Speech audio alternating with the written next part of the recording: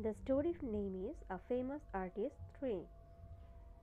So I'm going to read the story, but before reading the story, we can see that on the top of the story there are four words and like cathedral, perfection, designed, memorial. So let's start the story. Michelangelo was taken into Lorenzo's house, where he was taught by the best sculptors and treated like one of the nobleman's sons. He lived in this way for 3 years, learning all that he could about his art. Then Lorenzo died, and for some years after that, the young sculptor worked hard in Rome to help to provide for his father and his three younger brothers. When he was about 26, Michelangelo returned to Florence. In the workshop of cathedral in that city, there was an immense marble block over 13 feet high, from which 100 years before a famous sculptor had begun to make a statue of David. A statue of David. He had never completed it, and now Michelangelo was asked to do so. 2 years later, he finished this great and splendid piece of work.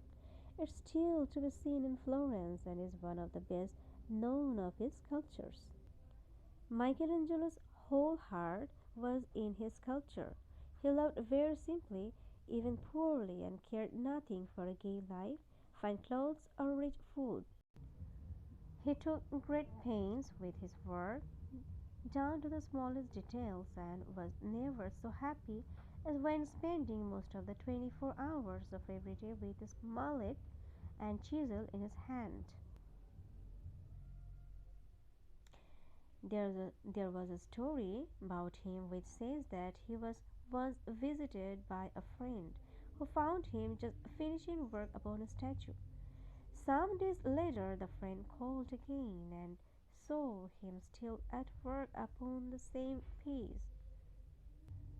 Surely, the friend said, you have been spending your time idly since I was last here. No, the sculptor replied. The sculptor means Michelangelo replied, I have been very busy. I have improved this eye and I have softened the lines of this lip here. I have made this muscle look stronger and made the line of this limb finer. I have touched up this part and polished that. No doubt, said his friend carelessly, but my dear friend, these are nothing but trifles after all. Yes, answered Michelangelo, but you must remember that trifles make perfection, and perfection is no trifle. So, the students, this is the important line for you, and this is really important, and must remember that trifles make perfection, and perfection is no trifle. So, this is so important. During his long life of nearly 90 years, Michelangelo did much work in sculpture and painting. The last years of his life, however, were spent in making plans for rebuilding the church of Peter, uh, the church of Saint Peter in Rome. After his death, many of his plans for the church were not carried out, but the huge dome which he designed was built exactly as he wished. Today, this dome is looked upon as one of the world's noblest examples of the builder's art, and it stands as a worthy memorial to Italy's greatest sculptor. So that was the whole story, and the story was written by Dorothy King, and who just tried to write something about Michelangelo's life.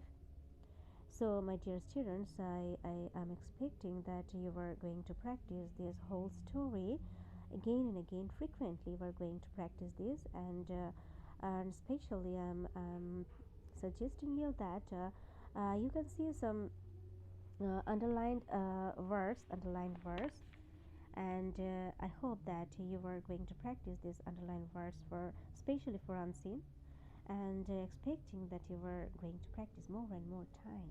Okay, So, goodbye, everyone. Bye bye.